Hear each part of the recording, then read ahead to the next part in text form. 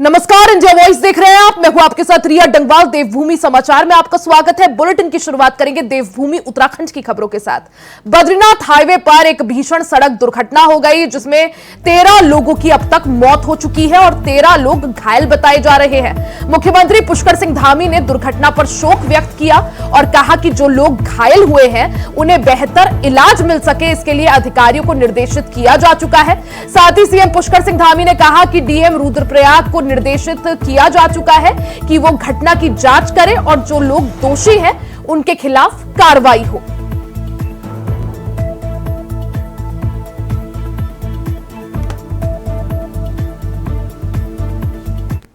रुद्रप्रयाग में बहुत दुखद घटना घटित हुई है और घायलों को तत्काल वहां से रेस्क्यू किया गया है।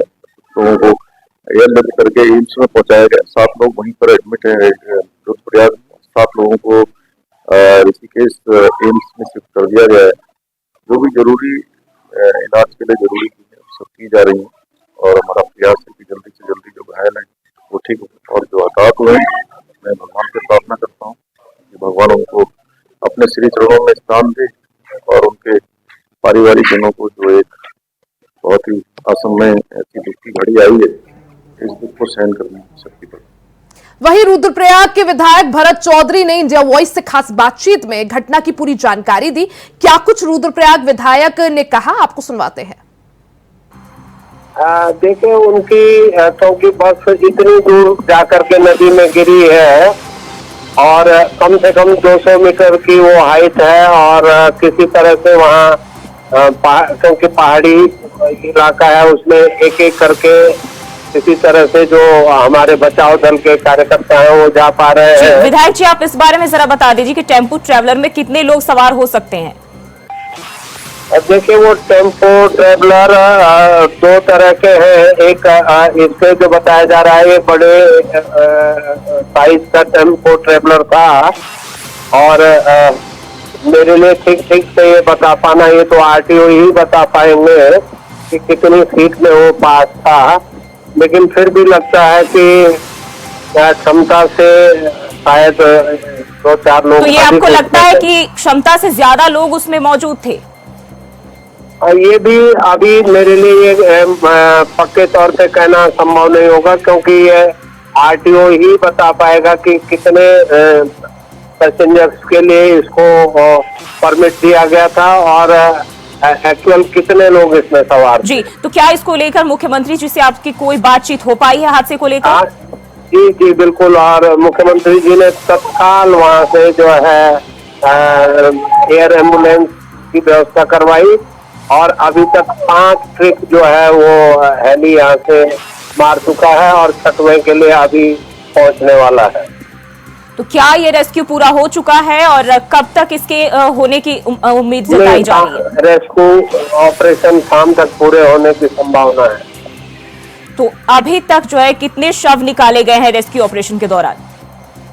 अभी तक लगभग 8 शव जो है उनको मृत के रूप में उनको आइडेंटिफाई किया गया है जी। और बाकी अभी ढूंढ खोज जारी है। तो क्या यहाँ आपको आरटीओ की लापरवाही दिखाई दे रही है? अभी कुछ भी कहना बहुत जल्दबाजी होगी जब तक कि पूरी जानकारी इसके बारे में नहीं आ जाती है। जी, रेस्क्यू को लेकर अगर हम बात करें तो किसी तरह की परेशानी तो नहीं आ रही है? नहीं, कतई नहीं।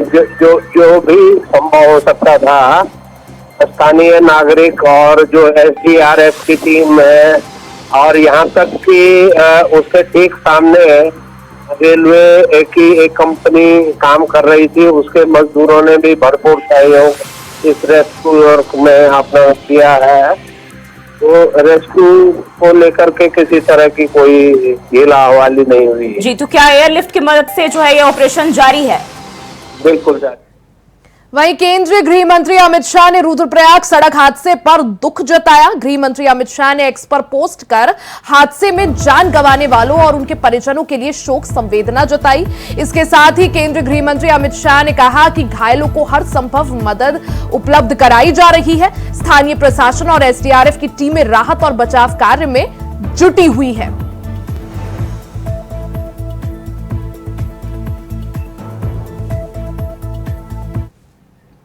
वहीं उत्तर प्रदेश के मुख्यमंत्री योगी आदित्यनाथ ने रुद्रप्रयाग हादसे पर दुख जताया। सीएम योगी आदित्यनाथ ने भी एक्स पर पोस्ट कर दुर्घटना को अत्यंत दुखद और दुर्भाग्यपूर्ण बताते हुए घायलों को जल्द स्वस्थ होने की कामना की है।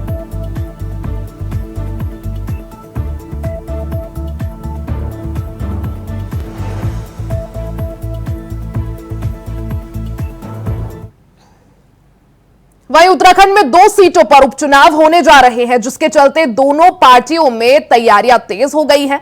तो वहीं उत्तराखंड भारतीय जनता पार्टी के प्रदेश प्रभारी दुष्यंत कुमार गौतम ने जानकारी देते हुए बताया कि मंगलौर विधानसभा सीट आज तक बीजेपी नहीं जीत पाई है, इसलिए जीत हासिल करने के लिए पार्टी अपना हर संभव प्रयास इस सीट को जीतने में करेगी। साथ ही आपको बता दें कि बीजेपी ने सीट पर करतार सिंह बडाना को टिकट दिया है, जो उत्तराखंड के नहीं बल्कि उत्तर प्रदेश हरियाणा में विधायक रह चुके हैं।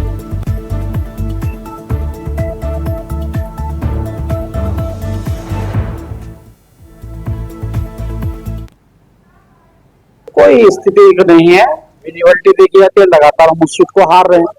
किसी प्रकार से जीत की ओर बढ़ा जाए, संगठन ने जो निर्णय किया अच्छा निर्णय किया।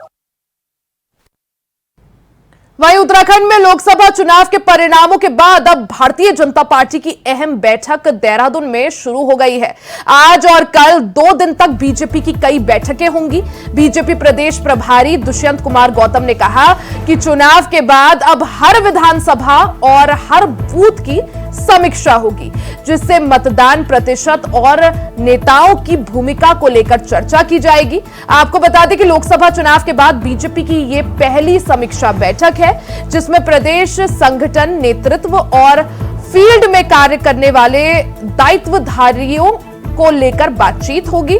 वहीं लोकसभा चुनाव और संगठन के आगामी कार्यक्रमों पर भी चर्चा की जाएगी। भारतीय जनता पार्टी चुनाव के बाद ये विभिन्न प्रकार की अलग अलग प्रकार की बैठकें आयोजित की गई हैं। इसमें हमारे प्रदेश के जो प्रभारी हैं, राष्ट्रीय महामंत्री भारतीय जनता पार्टी के आदरणीय दुष्यंत कुमार गौतम जी, आदरणीय प्रदेश के मुख्यमंत्री धामी जी और प्रदेश अध्यक्ष जी, इसमें उनका मार्गदर्शन प्राप्त होने वाला है। और इस बैठक में 2 दिन की बैठक है। पहले दिन में हमारे जो 70 विधानसभाएं हैं, 70 विधानसभाओं में हमारे पूर्णकालिक विस्तारक जो काम में लगे हुए थे चुनाव को लेकर के, और 5 हमारे लोकसभा के विस्तारक थे। इन विस्तारकों के साथ पहली ये बैठक होने जा रही है, जिसमें बूथ वाइज मतलब 3 बूथों पर हम जनता पार्टी आगे रही है इसको लेकर के, और कहाँ पर कोई कमी रही है इसको लेकर जो अपने अनुभव को सभी लोग साझा करेंगे, और कहीं कोई कमी रहेगी तो उसको कैसे हम उसको ठीक कर सकते हैं, इसको लेकर के चर्चा होने वाली है। और आगामी जो हमारे निकाय चुनाव हैं और पंचायत चुनाव होने जा रहे हैं, उसको लेकर के भी आगे की रणनीति तैयार की सारा चिंतन करेंगे कि पूर्व में कितने वोट मिले थे। जीत स्वाभाविक है कि काम किया हुई है। आखिर कौन लोग हैं जो पिछली बार वोट मिले थे उतने अब नहीं मिले हैं, उन लोगों को चिन्हित कर उनसे मनोभाव देखेंगे, बात करेंगे, उनसे मिलेंगे उनसे, और सेवा कार्य और ज्यादा बढ़ाने की आवश्यकता है, उसको बढ़ाने का काम करेंगे। सभी विषयों पर चिंतन होगा। वहीं उत्तराखंड के नैनीताल स्थित बाबा नीम करौली महाराज का आज 60वां स्थापना दिवस बड़ी धूमधाम से मनाया गया। देश विदेश से बाबा के लाखों भक्तों ने कैची धाम पहुंचकर माथा टेका। सुबह 3 बजे से ही कई किलोमीटर लंबी लाइनों में खड़े होकर बाबा के भक्त अपनी बारी का इंतजार करते नजर आए। बाहरी प्रदेशों से आए कई लोगों ने प्रशासन की व्यवस्थाओं पर भी इस दौरान सवाल उठाए हैं, तो वहीं कई भक्त इंतजाम को देख खुश भी नजर आए।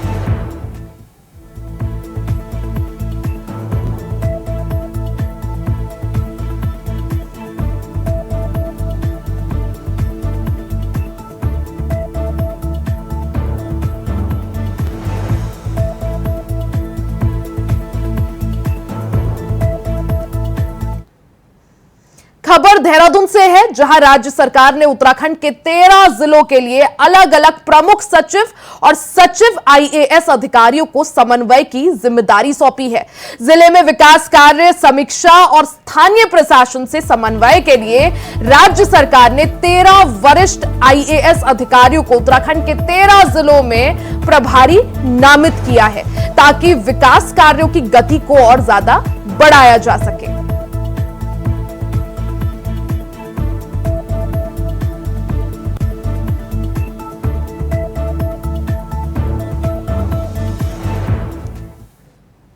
उत्तराखंड की खबरों का सिलसिला जारी रहेगा। यहां रुकेंगे एक छोटे से ब्रेक के लिए, जल्द वापस लौटेंगे, बने रहे हमारे साथ। ब्रेक के बाद एक बार फिर से आपका स्वागत है। खबरों में आगे बढ़ते हैं। हरिद्वार जिले में अवैध कॉलोनियों पर विकास प्राधिकरण की कार्रवाई लगातार जारी है। सलेमपुर क्षेत्र के दादूपुर गोविंदपुर में सिंचाई विभाग की जमीन पर अवैध प्लॉटिंग को हरिद्वार रुड़की विकास प्राधिकरण ने ध्वस्त करा दिया। लगातार मिल रही शिकायत के बाद प्राधिकरण के उपाध्यक्ष अंशुल सिंह के निर्देश पर यह कार्रवाई हुई। वहीं पूरे मामले में सिंचाई विभाग और राजस्व विभाग के अधिकारियों की भूमिका संदिग्ध बताई जा रही है। भूमाफिया सिंचाई विभाग की भूमि को खुर्द बुर्द कर रहे हैं। पिछले कुछ समय से भूमि पर चारदीवारी करते हुए बाकायदा गेट लगा दिया गया है। इसके साथ ही 2 दुकान भी बना दी गई, जिसका संज्ञान लेकर विभाग ने बड़ी कार्रवाई की है और निर्माण को ध्वस्त करा दिया।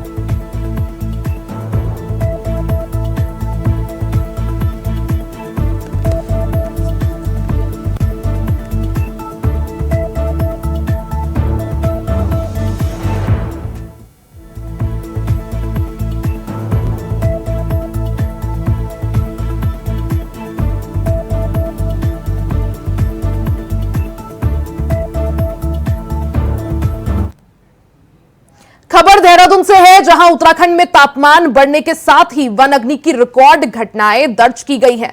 अपर प्रमुख वन संरक्षक निशांत वर्मा ने बताया कि 10 जून से वन अग्नि की घटनाओं में वृद्धि हुई है। पिछले 24 घंटे में प्रदेश भर में वन अग्नि की 1213 घटनाएं दर्ज हुई हैं। उन्होंने बताया कि इस साल अब तक कुल 653 हेक्टेयर जंगल वन अग्नि से प्रभावित हुआ है। उन्होंने बताया कि इस साल की वन अग्नि की घटनाओं ने वर्ष 2023 के रिकॉर्ड को भी तोड़ दिया है। हालांकि इस वर्ष 2022 से कम वन अग्नि की घटनाएं दर्ज की गई हैं। साथ ही उन्होंने आगे कहा कि वन विभाग की ओर से प्रदेश भर के 1438 क्रू स्टेशनों में क्रू दल की तैनाती की गई है।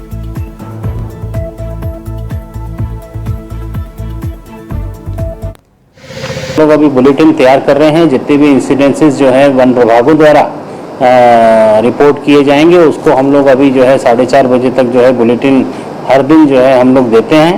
और अभी जो हमारा स्टेटस है, कल तक का जो स्टेटस था, तो उससे 1213 घटनाएं अभी इस वर्ष हुई हैं वनाग्नि सत्र में, जिसमें कि लगभग 653 हेक्टेयर वन क्षेत्र जो है प्रभावित हुआ है। और ये जो आंकड़ा है, ये 2023 का जो वनाग्नि सत्र था उससे ज़्यादा है, लेकिन 2022 के मुकाबले अगर हम बात करते हैं तो उससे कम है। लेकिन यह है कि विभाग निरंतर प्रयास कर रहा है। व्यवस्था ये की जा रही है कि भाई जल्दी से जल्दी जो अलर्ट्स हैं उन पे काबू पाया जाए, उसकी ग्राउंड ट्रूथिंग की जाए और सभी अलर्ट जितने भी हमें प्राप्त होते हैं उसकी एक्शन टेकन रिपोर्ट भी जो है मौके से प्राप्त की जा रही है। खबर मसूरी से है, जहां धूमनगंज में गुरु नानक स्कूल के पास जंगलों में अचानक आग लगने से क्षेत्र में अफरा तफरी मच गई। घटना की सूचना मिलते ही वन दरोगा पूरण सिंह रावत के नेतृत्व में मसूरी वन विभाग के कर्मचारी मौके पर पहुंचे और आग पर काबू पाने की कोशिश की गई, लेकिन तब तक आग ने विकराल रूप ले लिया था, जिसके बाद फायर सर्विस अधिकारी धीरज तड़ियाल के नेतृत्व में फायर सर्विस के जवान 2 फायर टेंडर के साथ मौके पर पहुंचे और करीब 2 घंटे की मशक्कत के बाद आग पर काबू पाया गया।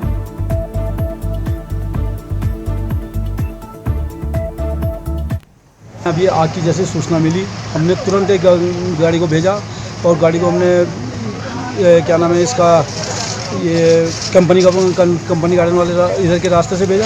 उधर इतना जाम था कि बहुत बुरी, तब हम दूसरी गाड़ी को हमने एक स्प्रिंग रोड से आए, लेकिन जाम में फंसने के कारण आधे घंटे से ज़्यादा हमारे को यहाँ पे आने में लग गया। जाम खुलवाते खुलवाते बहुत मुश्किल से, और अब ये जंगल की जो आग थी इसको हमने धीरे धीरे करके अब काबू में कर लिया गया, और बाकी अभी हम कार्य में लगे हुए हैं। वहीं हरिद्वार के निरंजी अखाड़े और अखाड़े के पीठाधीश्वर के बीच का विवाद गहराता जा रहा है। बता दें कि अखाड़े के आचार्य महामंडलेश्वर ने गुपचुप तरीके से पंजाब के संत गुरु सिमरन को राष्ट्रीय प्रवक्ता नियुक्त कर दिया था, जिसके बाद अखाड़े के संतों में भारी नाराजगी है। यही वजह है कि अब अखाड़े के इस नियुक्ति की जांच के लिए कमेटी बना दी गई है। अखाड़े के पंच इस जांच को पूरा कर रिपोर्ट अखाड़े को सौंपेंगे।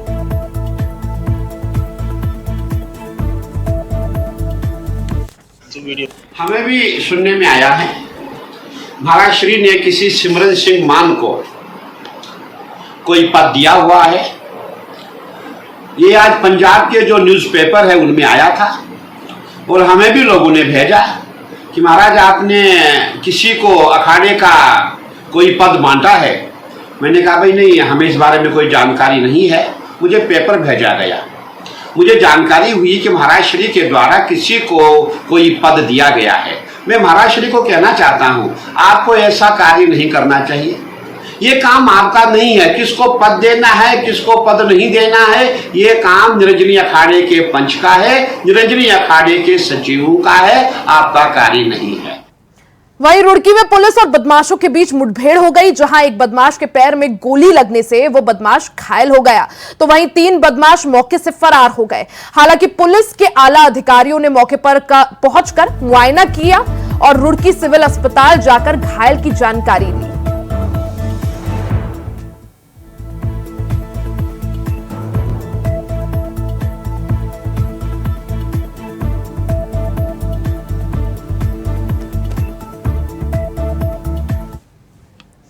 खबर देहरादून से है, जहां प्रदेश में ग्राहकों के साथ ठगी करने वालों के खिलाफ बाट और माप विभाग की ओर से सख्त कार्रवाई की जा रही है, जिसको लेकर विभाग के जॉइंट कंट्रोलर गोविंद सिंह रावत ने जानकारी देते हुए बताया कि विभाग को मिली कई शिकायतों को देखते हुए अधिकारियों को ओवर रेटिंग के साथ ही पेट्रोल पंप और गैस एजेंसियों में हो रही ठगी के खिलाफ कार्रवाई किए जाने के निर्देश दिए गए हैं। बता दें कि विभाग की ओर से अब तक 147 निरीक्षण किए गए हैं, जिसमें 125 मामले दर्ज हैं।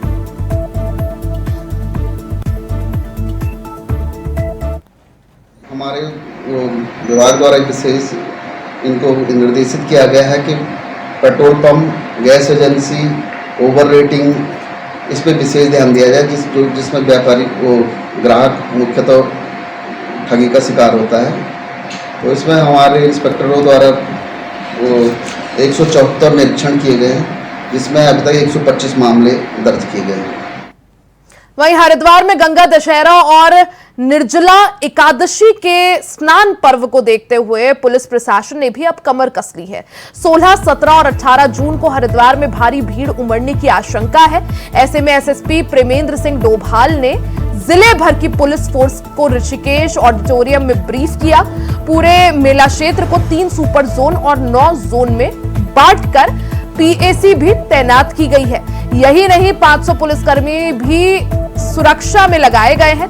यातायात पुलिस के अलावा जल पुलिस की भी तैनाती करके अगले 3 दिनों तक भारी गाड़ियों की एंट्री पर प्रतिबंध लगाया गया है। एसएसपी ने सभी सुरक्षा कर्मियों से श्रद्धालुओं से पेश आने को और ड्यूटी पर अलर्ट रहने के निर्देश दिए हैं। हमें 16 तारीख को हमारा गंगा दशहरा का स्नान है, साथ में फिर वीकेंड है, और इसी बीच हमारा 18 तारीख को निर्जला एकादशी का भी स्नान है। तो एक ये 16 से 18 करीब हमारा 4 दिन काफ़ी बड़े स्तर पर स्नान के साथ साथ जो भीड़ मैनेजमेंट है, वो भी जो हमारा क्राउड मैनेजमेंट है, उसकी एक चुनौती हमारे सामने है, जिसको ध्यान में रखते हुए संपूर्ण मेला क्षेत्र को हम लोगों ने 3 सुपर जोनों में और 9 जोनों में डिवाइड किया है, जिसमें एडिशनल एसपी स्तर के और जोन में डिप्टी एसपी स्तर के अधिकारी लगाए गए हैं। साथ ही जो ट्रैफिक का मैनेजमेंट है, उसमें पार्किंग अरेंजमेंट्स, साथ में जो हमारा ट्रैफिक रेगुलेशन है, उसके लिए ट्रैफिक को एक अलग जोन बनाया गया है जिसमें एक एडिशनल एसपी स्तर के अधिकारी एसपी ट्रैफिक को लगाया गया है। साथ में जो हमारी हैवी व्हीकल्स हैं उसको भी एक रेस्ट्रिक्शन के तहत हम लोगों के द्वारा छोड़ा जाएगा। और जितना हमारा जो फोर्स है टोटल 500 के आसपास हमारा फोर्स लगा है, साथ में 3 कंपनी पीएससी हमारा अलग से लगा हुआ है। वहीं बद्रीनाथ केदारनाथ में मानसून की आहट के बीच बारिश के आसार हैं। उत्तराखंड के चारों धामों में 22 लाख से ज्यादा तीर्थयात्रियों ने दर्शन किए हैं। वहीं हेमकुंड साहिब और लोकपाल तीर्थ में अभी तक 70,000 तीर्थयात्रियों ने मत्था टेका है। प्रदेश के मुख्यमंत्री पुष्कर सिंह धामी के निर्देश पर गढ़वाल मंडल आयुक्त विनय शंकर पांडे ने पहले चारों धामों के लिए निश्चित की गई यात्रियों की संख्या की बाध्यता को खत्म करने के आदेश दिए थे, जिसके चलते सभी धामों में तीर्थयात्रियों की संख्या पिछले साल की तुलना में 1 से 1.5 गुना ज्यादा आंकी गई है।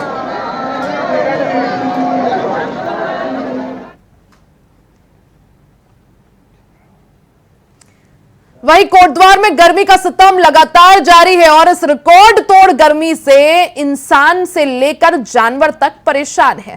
बता दें कि कोटद्वार में दिन में 45 डिग्री तक तापमान पहुंच रहा है। ऐसे में लोग दिन के समय घरों से बाहर निकलने से कतरा रहे हैं, साथ ही बेपर्दा पीकर राहत पा रहे हैं और स्विमिंग पूल का सहारा ले रहे हैं। तो वहीं अगर बात करें जंगली जानवर नदी नालों की, तो सिगड्डी में आबादी के पास बने तालाब में पानी की तलाश में हाथियों का झुंड पहुंच गया और करीब 2 घंटे तक हाथियों का झुंड तालाब में रहा।